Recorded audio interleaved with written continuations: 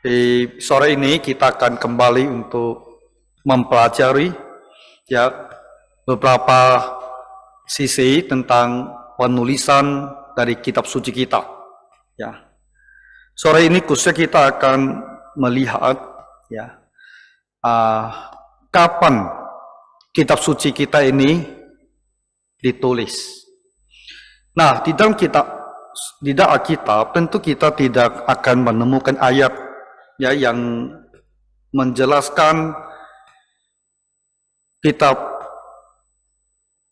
Kejadian sampai Wahyu itu ditulis pada tahun berapa, itu tidak ada ayat seperti itu.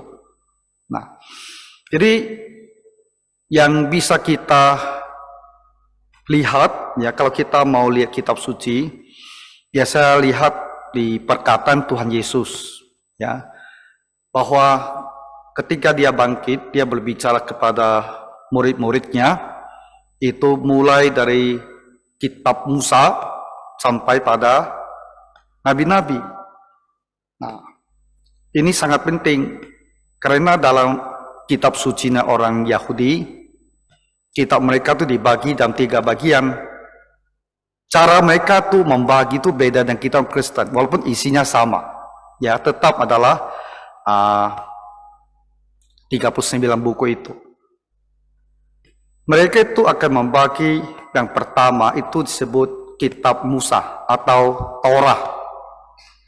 Setelah itu, selainnya mereka akan sebut itu sebagai kitab nabi-nabi.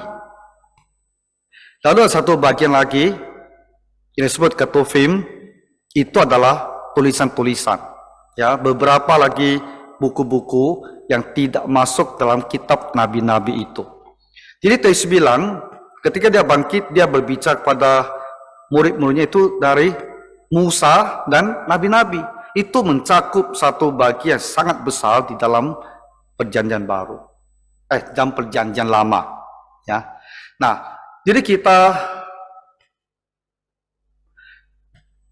cara kita menentukan ya, kapan masing-masing kitab itu ditulis adalah dengan melihat ke dalam masing-masing kitab itu siapa yang menulisnya. Ya, ada kitab yang dengan jelas menyebutkan nama penulisnya, ada yang tak jelas. Jadi kita harus melihat ke dalam unsur sejarah, ya, catatan sejarah Yahudi terutama yang memberikan informasi kira-kira siapa yang menulis buku-buku itu. Nah, ketika kita tahu siapa yang menulis, kita bisa memperkirakan tahun berapa kitab itu ditulis. Dan karena kita semua tahu bahwa Musa yang menulis kelima kitab Taurat, jadi kita pun bisa perkirakan ya kapan kitab Kejadian itu ditulis. Nah, itu caranya kita itu membuat perhitungan ya, perkiraan. Secara keseluruhan, Kejadian sampai Wahyu itu ditulis dalam masa waktu sekitar 1500 tahun. Ya. Karena buku yang pertama Kejadian atau kelima buku yang pertama kitab Taurat itu ditulis pada masa hidup Musa. Dan masa hidup Musa itu ada 1450 di sekitar sana. Jadi perkiraan kita itu adalah dari 1400 sebelum Masehi, kemudian 100 tahun setelah Masehi. Ya. Karena kitab terakhir ditulis Wahyu itu di tahun 90-an. Jadi ini 1400 lebih, ditambah dengan sekitar 100, kita jumlahkan itu secara digenapkan ya, biar mudah diingat, yaitu adalah sekitar 1500 tahun. Tentu ini bukan angka yang persis lah, mungkin karena kita tak bisa tahu persis angka-angka secara tepat, selalu ada perkiraan. Ya. Jadi supaya kita orang Kristen itu mudah mengingat, ya kira-kira kitab suci kita 66 buah buku ini ditulis dalam masa berapa lama? Ya jawabannya itu adalah sekitar 1500 tahun. Nah, hari ini kan kita mau belajar masing-masing kitab ini kapan ditulis. Jadi saya tidak akan menjelaskan dengan cara mulai dari Kejadian, Keluaran sampai kepada Wahyu itu 66 buku. Jadi saya pikir tidak dengan cara satu persatu saya sebutkan tanggalnya, karena habis itu Bapak Ibu pun tak ada orang ingat apa-apa, betul tak? Ya, tak ada ingat apa-apa kan, habis dengan saya ngomong, saya pun tak hafal. Tahunnya banyak itu. Yang penting adalah saya mau kelompokkan buku-buku ini. Ya, kelompokkan menurut cara orang Yahudi membagi kitab suci mereka. Nah, jadi dalam kelompok-kelompok besar ini, saya akan daftarkan buku-bukunya. Dan disitulah kita tahu bahwa kelompok ini ditulis dalam masa sekitar berapa. Tadi masing-masing kitab suci itu, di sampingnya saya kasih tanggalnya, yang kita perkirakan seperti itu. Jadi, saya tidak akan baca semua, tapi Bapak Ibu kan nanti melihat, kan udah punya bayangan. Nanti filenya saya kirim. Ya, saya kirim ke KPI Batam. Jadi, kalau Bapak Ibu tertarik, mau tahu nih, buku Yosua nih, kira-kira ditulis tahun berapa? Nah, nanti bisa lihat kembali. Dan di akhirnya nanti saya akan membantu kita untuk melihat, lalu kalau kitab suci tulis dalam masa yang begitu lama, apa kira-kira pelajarannya bagi kita? Ya, apa kira-kira hal yang bisa kita lakukan ya dalam mengapresiasi kitab suci yang Tuhan berikan kepada kita ini? Ya, mari kita mulai. Nah, jadi ini ya, bagi orang Yahudi, mereka itu bagi perjanjian lama itu dalam tiga bagian. Yang pertama mereka sebut sebagai Torah, yang kita sering bilang itu Taurat. Lalu kedua, mereka sebut itu sebagai Nabiim atau kitab nabi-nabi. Nah, kitab nabi-nabi ini ada yang namanya nabi-nabi awal, ya, early prophets.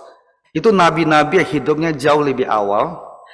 Lalu ada later prophets, nabi-nabi yang datang akhir atau belakangan. Nah, kemudian satu kelompok di sini adalah minor prophets, yang kita sebut sebagai nabi-nabi kecil. Ada 12 buku, karena tulisan mereka pendek-pendek, hanya beberapa pasal. Nah, seluruhnya ini itu disebut sebagai Nabiim, ya, yaitu kitab nabi-nabi. Kemudian satu bagian lagi yang mereka sebut sebagai Ketuvim. Kalau kita terjemahkan, kita sebut sebagai tulisan-tulisan lah, ya, yang bukan Taurat, yang bukan dari nabi-nabi, tapi ada dalam kitab suci, maka disebut sebagai Ketuvim, tulisan-tulisan. Itu cara mereka membagi. Oke, mari kita mulai dengan waktu penulisan Taurat. Taurat, bantu ya.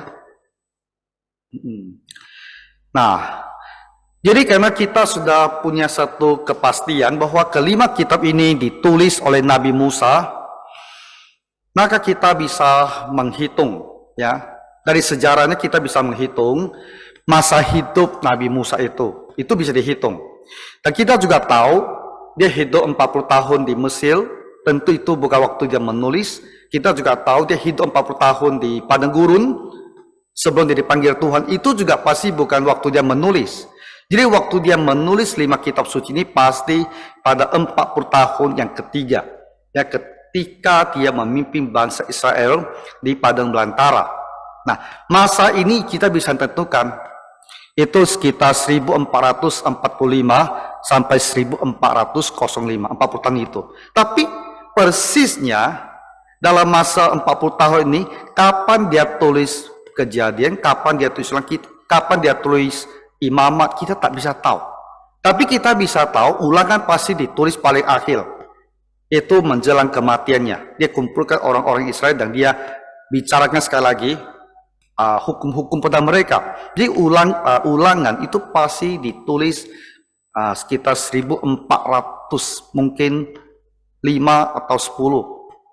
Ya, jauh-jauh lebih lambat daripada kitab Kejadian. Tapi untuk Bapak Ibu kita ingat saja itu di sekitar 1445 sampai 1400. Kalau mau gampang ingat, ya sekitar 1400 ya. Nah, kelima kitab suci itu ditulis. Jadi itu adalah kitab lama itu. Dihitung dari kita sekarang, 5 kitab ini sudah ada 3.400 tahun paling sedikit. Kita bersyukur kan? Ya, satu kitab yang Tuhan telah berikan begitu lama itu masih dipelihara sampai sekarang. Dan kita orang Kristen masih bisa membaca ya dan mempelajari apa yang Tuhan telah berikan. Yaitu adalah kitab Taurat, gampang sekali, hanya 5 buku kita lewatkan ya. Nah, sekarang kita masuk pada Nevi'im atau Nabi'im. Itu kitab nabi-nabi. Former prophet dulu. Itu nabi-nabi yang lebih awal. Nah, ini cara orang Israel melihat tokoh-tokoh mereka. Kita semua pasti berpikir Yosua ini kan sejarah ya.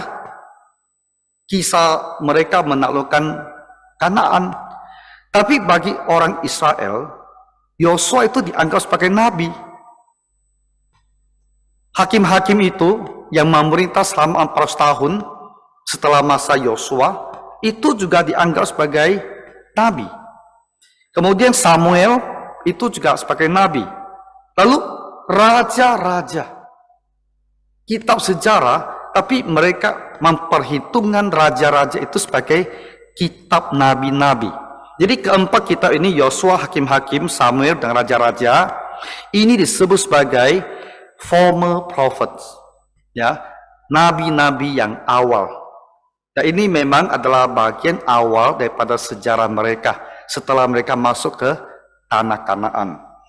Jadi Yosua itu ya sekitar 1400 ya, sampailah pada masa raja-raja itu sekitar 560-an. Jadi ini masa yang cukup panjang, ya sekitar 800-900 tahun. Ya, keempat kitab suci ini ditulis.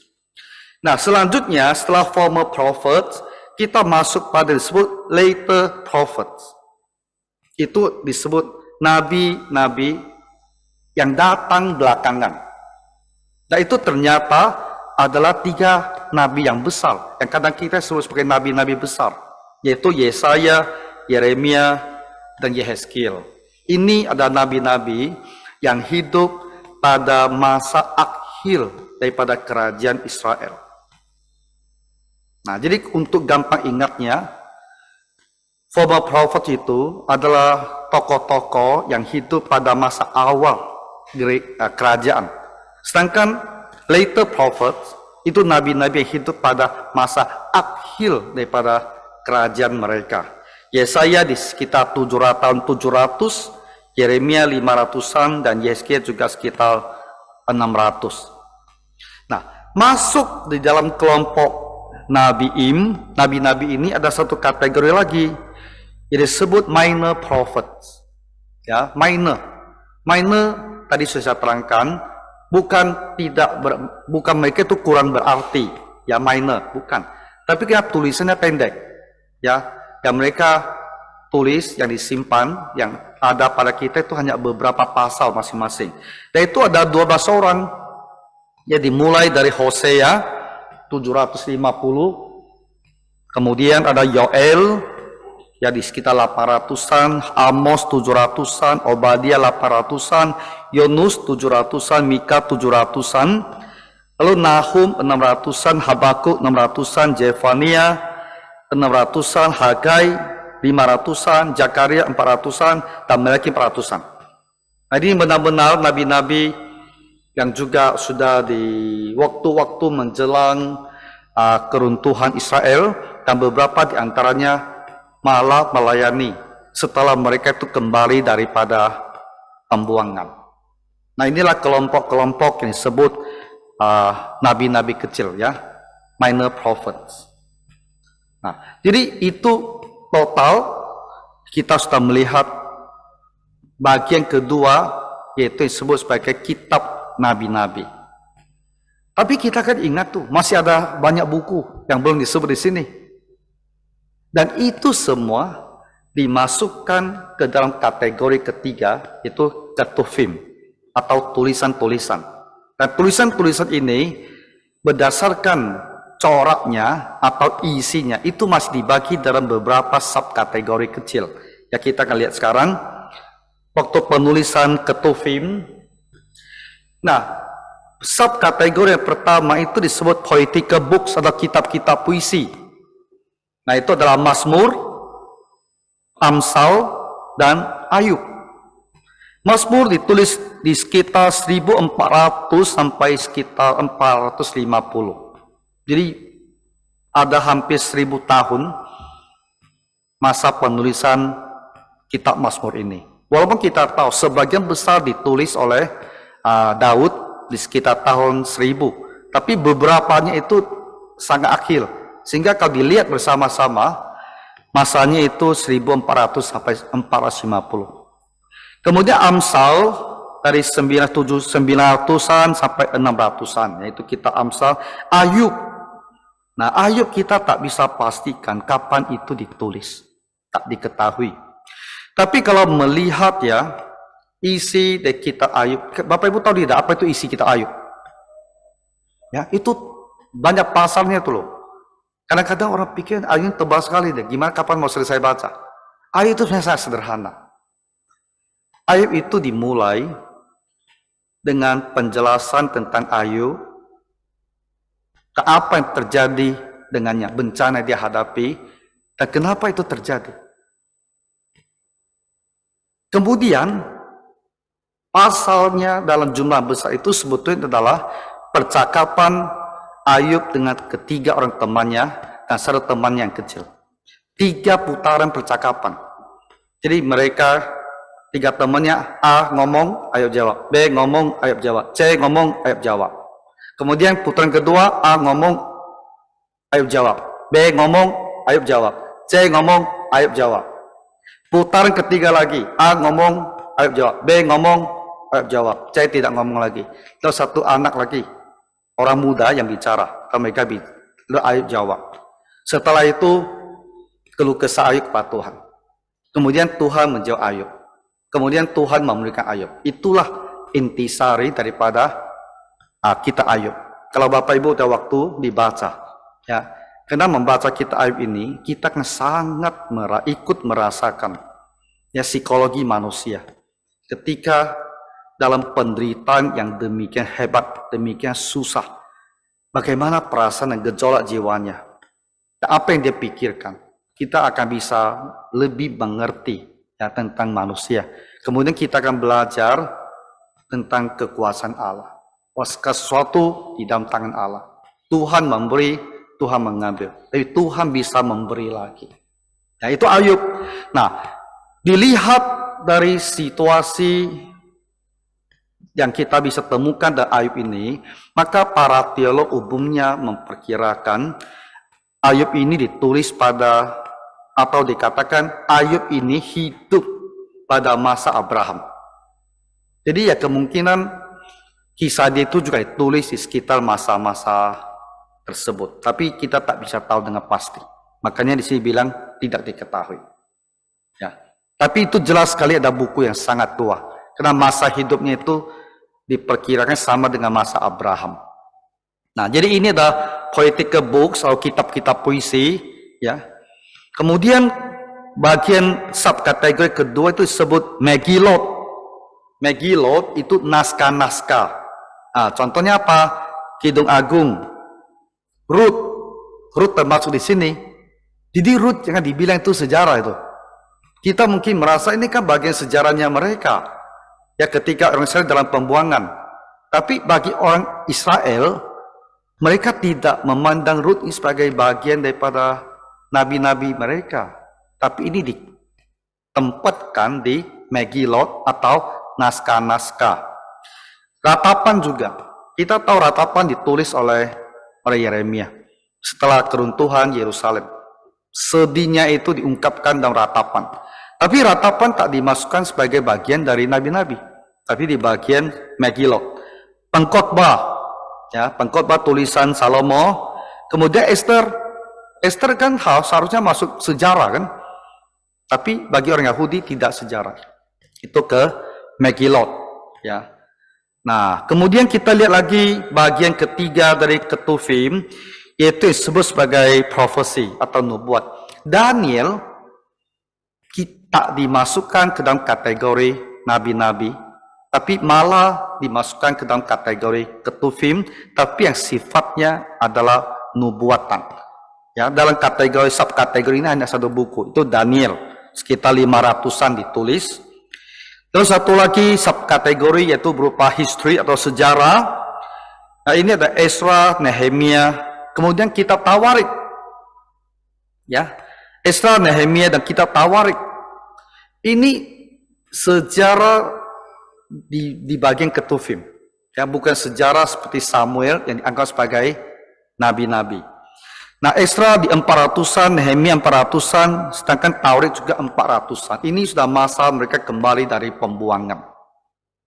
Nah, itulah pembagian di dalam Perjanjian Lama. Ya, supaya Bapak Ibu bisa gampang ingat, mulai dengan Torah.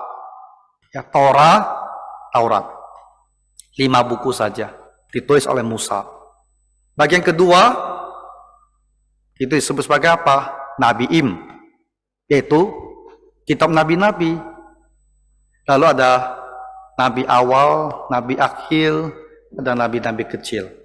Jumlahnya banyak ya, sekitar belasan. Lalu ketiga, ketuvim, tulisan-tulisan. Ya, dari situ ya ada apa? Ada kitab puisi, ada Megilot, naskah-naskah, ada kitab nubuatan, dan juga ada kitab sejarah.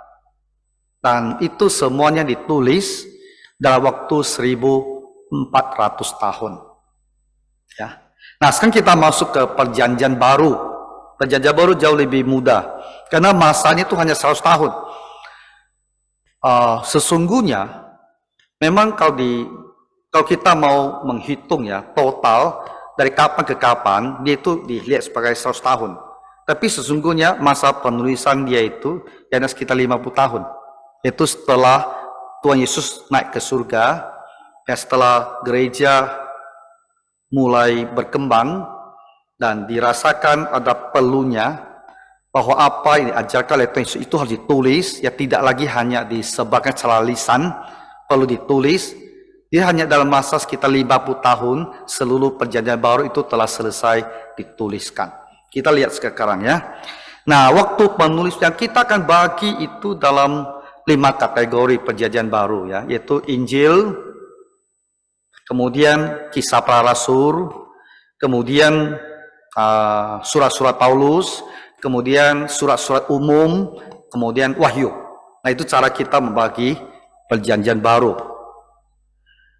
Waktu penulisan dari Gospel atau Injil itu dimulai dari Matius sekitar tahun 50 sampai 60, Markus juga sama, Lukas lebih lambat 60 atau 61, kemudian kitab Yohanes yang paling akhir di 80 sampai 90.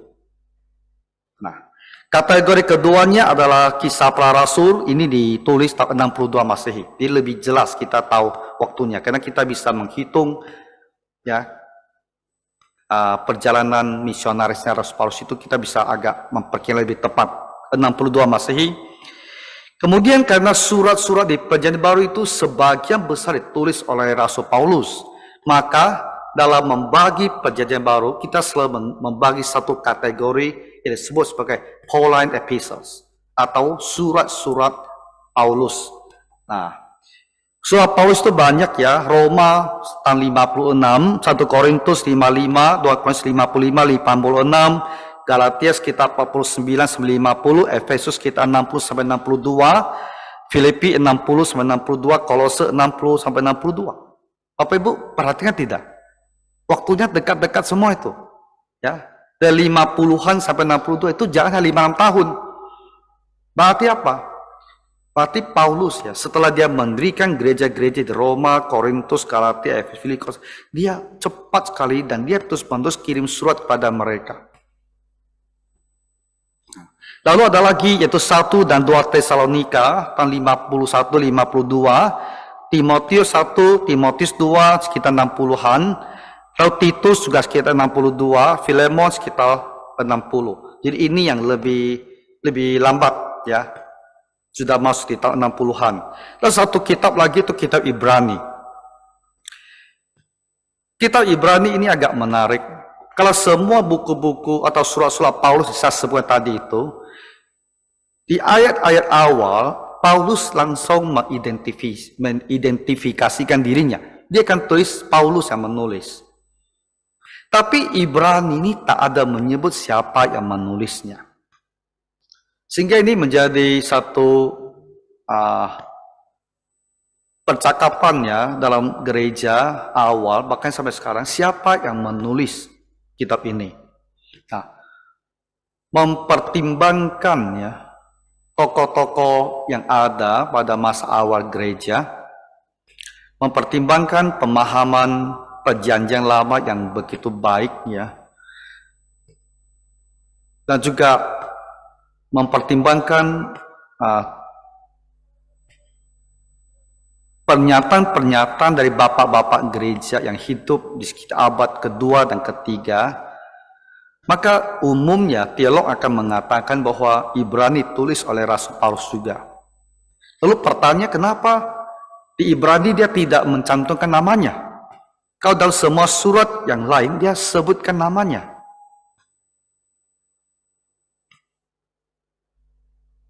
Mungkin ada yang memberikan penjelasan, karena semua surat yang lain itu dia tuliskan kepada orang-orang non-Yahudi, hanya orang-orang di luar Palestina. Jadi dia sebutkan namanya, menegaskan bahwa dia rasul. Dia punya wewenang ya untuk menulis, untuk mendidik mereka. Tapi ketika dia berbicara kepada orang Israel sendiri, dia tidak mau mencantumkan namanya. Ya, ada yang berpikir karena kebanyakan pemimpin Israel itu kan sangat anti dengan Rasul Paulus. Jadi kalau di awal saja dia sudah mencantumkan namanya, mungkin mereka langsung tutup buku tanpa baca. Jadi dia tidak tulis namanya, dia mau mereka baca apa argumentasinya. Wah, Yesus inilah yang lebih besar daripada Musa. Biar mereka baca argumentasinya itu, lalu mereka bisa pertimbang secara lebih rasional. Apakah apa nih tulis ini benar atau tidak benar? Dia ada orang berpikir itu sebabnya dia tidak mencantumkan namanya ini. Kita tidak tahu apakah benar demikian, tapi saya rasa kebanyakan orang akan menerima bahwa ini buku memang ditulis oleh Rasul Paulus. Karena buku dengan kualitas seperti Ibrani, kita tak ada tokoh sejarah yang begitu besar. Ya, sejarah gereja itu punya catatan lumayan lengkap. Abad pertama, abad kedua, kita tahu tuh pemimpin-pemimpin gerejanya. Nama-nama mereka sudah ada. Apa yang mereka tulis itu semua ada. Tapi tak ada tokoh yang sebesar itu. Dan tak ada orang menyebut siapa yang menulis buku ini. Kalau ada tokoh yang satu lagi yang sedemikian menonjolnya, kenapa tak disebut? Kenapa sejak awal gereja tidak ada menyebut nama orang tersebut? Jadi saya rasa baiknya kita juga, walaupun tak bisa bilang 100%, tapi terima saja bahwa ini tulisannya Rasul Paulus. Makanya kita masukkan dia dalam kategori sebagai tulisan-tulisan Rasul Paulus. Nah itu ditulis kita tahun 67 sampai 68, agak akhir. Tapi sebelum kejatuhan Yerusalem, karena buku ini sama sekali tidak mencatat bait suci yang dibakar. Kalau surat ini tulis setelah kejadian itu pasti akan disebut. Karena Ibrani itu beberapa pasal itu membahas tentang bait suci. Maka diperkirakan yang maksimal sampai sekitar 68 ya sebelum tahun 70. Nah, itu adalah Pauline Epistles ya, semua dari tahun 50-an sampai maksimal 60-an ya, hanya dalam waktu belasan tahun saja ditulis. Lalu di dalam kitab suci Perjanjian Baru kita masih punya sejumlah surat-surat ditulis oleh orang-orang berbeda-beda. Jadi kalau mau dikategorikan berdasarkan nama-nama, nanti kita banyak sekali kategorinya. Berarti isinya cuma satu buku gitu. Jadi semuanya ini akhirnya dikumpul bersama-sama, lalu disebut sebagai general epistles atau surat-surat umum lah, karena banyak orang di dalamnya. Nah, termasuk apa? Yakobus. Bapak Ibu tahu tidak? Yakobus adalah buku paling pertama ditulis di Perjanjian Baru. Jauh lebih awal daripada surat-surat atau gospel atau Injil. Ya, Yakobus yang pertama di sekitar tahun 44 sampai 49. Lalu 1 dan 2 Petrus di tahun 64, 67. Lalu 1, 2, 3 Yohanes ditulis pada tahun yang sama, yaitu sekitar 90 sampai 95. Jadi Yohanes ini di penghujung hidupnya di tahun 90-an, dia tulis 1, 2, 3 Yohanes, dia tulis Injil Yohanes, dan dia juga nanti tulis kitab Wahyu. Itu semua di tahun 90-an. Dan ini adalah kitab-kitab yang paling akhir ditulis di Perjanjian Baru. Nah, satu kategori terakhir itu Revelation, Wahyu. Wahyu ditulis oleh Rasul Yohanes juga, diperkirakan di tahun 94 sampai 96. Nah, jadi Perjanjian Baru itu ditulis dari 44 ya sampai 96. Nah, itu ada sekitar waktu sekitar 50 tahun. Ya. Nah, total seluruhnya adalah dari 1400 sampai 100 Masehi, total seluruh kitab suci ditulis dalam masa sekitar 1500 tahun. Nah, ini sekarang kita sudah punya satu bayangan, ya, kira-kira masing-masing kita itu ditulis pada era seperti apa. Nanti saya kirimkan filenya, dan kalau kita ingin tahu lebih jelas, nah bisa dibaca ulang, ya, bisa diperiksa satu-satu. Nah, sekarang dengan melihat bahwa firman ini ditulis dalam masa yang begitu lama, apa pelajarannya bagi kita? Pertama, ya Bapak Ibu, kita jadi sadar ada waktunya, ya, umat Tuhan itu, orang beriman, dia tak mempunyai firman Tuhan yang lengkap. Jadi orang-orang Yahudi, orang Israel yang keluar dengan Musa, mereka hanya punya 5 kitab Musa itu. Itulah yang bisa mereka jadikan pegangan untuk pertumbuhan iman mereka. Orang Perjanjian Lama semua tidak mempunyai kitab suci Perjanjian Baru, karena belum masanya. Tapi kita orang Kristen sekarang mempunyai kitab suci dengan lengkap. Jadi kita orang Kristen sekarang jauh-jauh lebih diberkati, dalam arti bahwa kita itu mempunyai firman yang lengkap daripada orang-orang beriman di masa Perjanjian Lama. Jadi ketika kita memegang kitab suci kita lengkap ini, maka kita harus bersyukur. Saya punya firman yang lengkap. Tidak ada masanya orang beriman tidak mempunyai kitab suci yang lengkap. Tuhan memberikan kita firman-Nya itu secara progresif, secara bertahap. Mereka yang hidup pada tahap-tahap lain, kitab suci yang mereka miliki itu juga dalam jumlah yang terbatas. Tapi kita tidak lagi pada masa yang terbatas ini. Kita itu sudah memiliki kitab suci lengkap. Karena kita hidup di masa atau di tahap ketika seluruh firman itu telah diberikan. Jadi marilah kita bersyukur bahwa kita punya kitab suci yang lengkap ini. Lalu yang kedua, pelajaran kedua kita, ini untuk terakhir ya, sore hari ini, ada lagi nih. Tuhan menggunakan waktu yang begitu panjang untuk memberikan umat manusia sebuah kitab suci. 1500 tahun berlalu sampai kitab suci seluruhnya Tuhan wahyukan kepada kita. Itu artinya apa? Artinya bagi kita untuk memahami kitab suci ini dengan lebih baik dan lebih baik, itu juga tidak akan terjadi dengan serta-merta. Akan membutuhkan waktu yang panjang. Mungkin juga membutuhkan seluruh hidup kita, seluruh masa hidup kita, agar kita bisa memahami kitab suci kita dengan sebaik-baiknya. John Calvin, Bapak Reformasi, pendiri gereja Reform, ya. Dia menulis kitab Perjanjian Lama bukan kitab Perjanjian Baru, tafsirannya, penjelasannya. Memang sebagian Perjanjian Lama dia tak selesaikan lagi, karena dia tidak ada waktu. Ya, dia harus mengurus ya perkembangan gereja di kota Geneva dan memimpin gerakan reformasi. Tapi Ibu tahu tidak, dia butuh berapa lama untuk menulis tafsiran untuk Perjanjian Baru saja? 15 tahun. Ya. Jadi dia belajar, dan dia belajar itu pasti sudah dari awal sekali.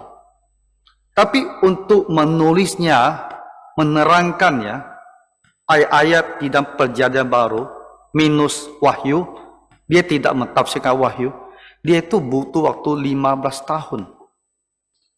Maka kita sebagai orang Kristen, kita harus punya satu kesadaran bahwa kita itu butuh waktu yang panjang untuk mempelajari kitab suci.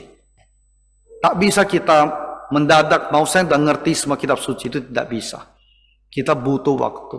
Bisa 10 tahun, bisa 20 tahun, bisa 30 tahun. Lebih tekun kita belajar, lebih cepat kita memahami kitab-kitab suci itu. Jadi kita harus memulai untuk belajar. Memulai belajar, memulai membaca dengan tekun. Dengan langkah pertama mulai, walaupun perjalanan ini akan panjang, tapi nanti dengan waktu lama telah berlalu, kita akan mempunyai pemahaman yang jauh lebih baik dengan kitab suci ini. Nah, jadi ini saja yang mau saya sampaikan di sore hari ini. Ya, kiranya gambaran secara kasar tentang waktu penulisan ini bisa membuat satu gambaran yang baik. Ya, Tuhan kiranya memberkati. Mari kita berdoa. Tuhan Bapa Surgawi, kami berterima kasih karena pada masa gereja dan kami sekarang mempunyai kitab suci yang lengkap. Engkau telah menggunakan waktu yang begitu panjang untuk memberikan wahyu ini. Maka berilah kami juga ketekunan menggunakan waktu yang lama untuk mempelajari firman-Mu ini. Berkatilah Bapa semua yang mendengarkan firman-Mu. Dalam nama Tuhan Yesus Kristus kami berdoa. Amin.